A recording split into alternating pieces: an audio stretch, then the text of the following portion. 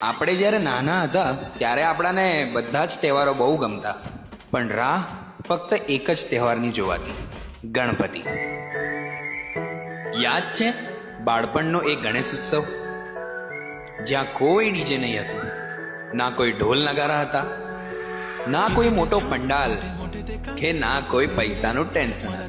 બસ હતી તો નાના નાના મિત્રોની ટોળકી અને બાપાના આવવાનો ઉત્સાહ.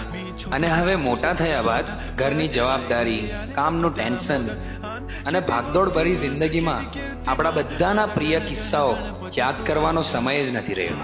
તો ચાલો ફરી એકવાર એ જ પ્રિય કિસ્સાઓ યાદ કરી લઈએ.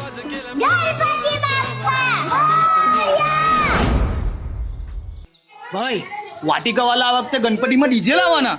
ભાઈ હું વાત કરે, એની સોસાયટી જોઈ છે કેટલી મોટી છે, ડીજે હું બેન્જો પણ લાવે.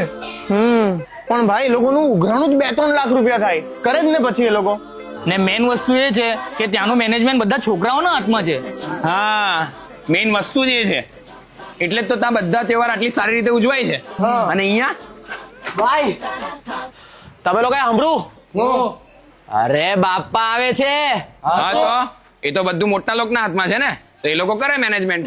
અરે આ વર્ષે મોટાઓએ નક્કી કર્યું છે કે ગણપતિનું બધું મેનેજમેન્ટ આપણે છોકરાઓને આપશે.